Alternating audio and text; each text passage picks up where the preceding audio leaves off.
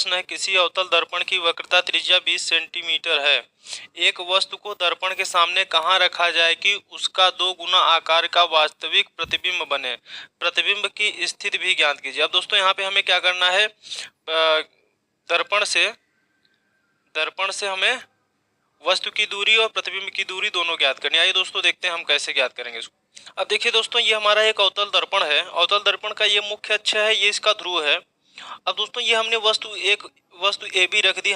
चूंकि हमें दोस्तों प्रतिबिंब जो है वस्तु से बड़ी पानी प्राप्त करनी है, तो हम यहाँ पे क्या करेंगे, वस्तु को वक्रता केंद्र और फोकस के बीच में रख देंगे। अब दोस्तों जब हमने वस्तु को वक्रता केंद्र और फोकस के बीच में रखा, तो यहाँ से हमने प्रकाश गुजारी, तो एक प्रकाश जो है हमारी मुख्य अक्ष के समांतर होके जा रही है, और जैसे ही अवतल दर्पण से टकराई, यहाँ से उसका क्या हो जाएगा, परावर्तन हो जाएगा। परावर्तन के पश्चात वह मुख्य फोकस से होके गुजर जाएगी। अब दोस्तों दूसरी हमारी प्रकाश की किरण है, जो कि हमारी तिर्यक रेखा में जा रही है, और वो जो है दर्पण के ध्रुव से टकराती है, वहां से उसका परावर्तन हो जाता है। परावर्तन के पश्चात दोस्तों वो उतना ही कोण बना के, जितने कोण से आती है उतना ही कोण विपरीत दिशा में बना के वापस चली जाती है। अब देखिए दोस्तों, यहाँ पे क्या है कि हमारे दोनों प्रकाश की किरणें एक दूसरे को यहाँ पर प्रतिच्छेदित कर रही हैं वक्रता केंद्र के आगे।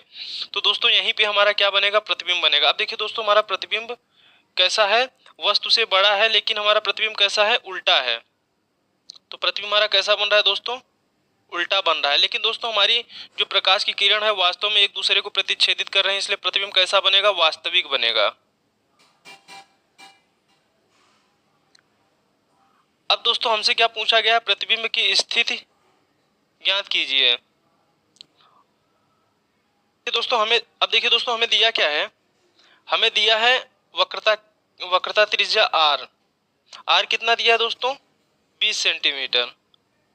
तो दोस्तों हम जानते हैं कि वक्रता त्रिज्या हमारा 20 सेंटीमीटर जो है वो किधर है, दर्पण के बाईं तरफ, तो ये ऋणात्मक होगा। अब दोस्तों हम जानते हैं कि फोकस दूरी हमारी क्या होती है, वक्रता त्रिज्या की आधी होती है, तो ये हो जाएगा हमारा दोस्तों कितना, -20/2 बराबर कितना आ जाएगा हमारा, -10 सेंटीमीटर। ये माइनस चिन्ह क्या बता रहा है दोस्तों, कि हमारी जो फोकस दूरी होगी किधर होगी, दर्पण के बाईं तरफ। अब दोस्तों यहाँ पे हमें क्या निकालना है, v निकालना है, यानी दर्पण से प्रतिबिंब की दूरी, और हमें u निकालना है। u का मतलब हमारा क्या है, दर्पण से वस्तु की दूरी। तो दोस्तों अब हम लगाते हैं दर्पण का सूत्र। दर्पण का सूत्र क्या होता है दोस्तों, 1/f बराबर 1/u धन 1/v। अब दोस्तों यहाँ पे हम v और f का मान रखते हैं, और दोस्तों हम जानते हैं, इसको हल करने से पहले हम एक चीज और देखते हैं दोस्तों। यहाँ पे इस समीकरण को मान लेते हैं दोस्तों समीकरण नंबर 1। अब प्रश्न में दिया हो दोस्तों कि हमारा जो प्रतिबिंब है उसकी लंबाई वस्तु की लंबाई की 2 गुनी है, यानी हमारा m कितना दिया हुआ है, 2 दिया हुआ है। और दोस्तों हमारा m होता क्या है, हमारा m बराबर होता है v/u, यानी दर्पण से प्रतिबिंब की दूरी बटे दर्पण से वस्तु की दूरी। अब हम यहाँ पे m का मान रखते हैं, तो ये हो जाएगा 2 बराबर v/u। अब दोस्तों जब हम यहाँ से v निकालेंगे तो v बराबर हमारा कितना आ जाएगा, 2u। ये हमारा संबंध आ गया v और u में। दोस्तों हम इसको मान लेते हैं समीकरण नंबर 2। अब यहाँ से दोस्तों हम v का मान और जो हमारा f का मान दिया हुआ है वो दोनों समीकरण नंबर 1 में रखते हैं। तो एक समीकरण नंबर 1 में हम जब मान रखेंगे तो क्या होगा हमारा दोस्तों, यहाँ से हो जाएगा हमारा 1/f का मान कितना दिया हुआ है, -10 बराबर 1/u धन v कितना है हमारा, 1/2u। अब दोस्तों इसको हल करते हैं तो यहाँ से हो जाएगा -1/10 बराबर, यहाँ से हम लस लेंगे दोस्तों, तो ये हो जाएगा हमारा 2u, और यहाँ पे हो जाएगा हमारा 2 का यहाँ गुणा हो जाएगा, 1 का यहाँ गुणा हो जाएगा, तो 2 धन 1। तो यहाँ से हमारा क्या होगा, -1/10 बराबर 3/2u। तो दोस्तों यहाँ से जब हम हल करेंगे इसको तो ये हो जाएगा हमारा u हमारा इधर चला जाएगा, 10 का गुणा उधर हो जाएगा, तो u बराबर हमारा आएगा -10 का 3 में गुणा हो जाएगा 30/2, यानी -15 सेंटीमीटर।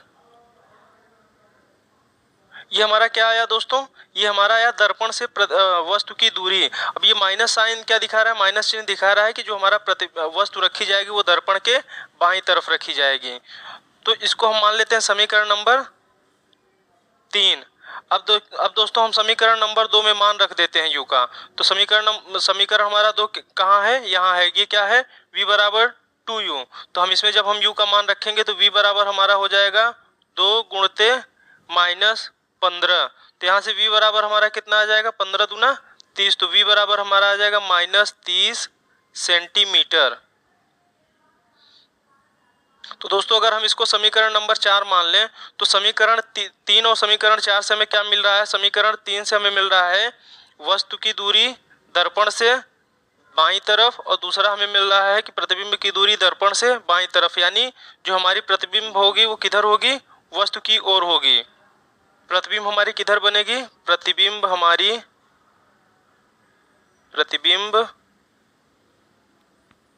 वस्तु की ओर बनेगी। यही हमसे पूछा गया था दोस्तों। आशा करता हूं दोस्तों आपको समझ में आया होगा। धन्यवाद।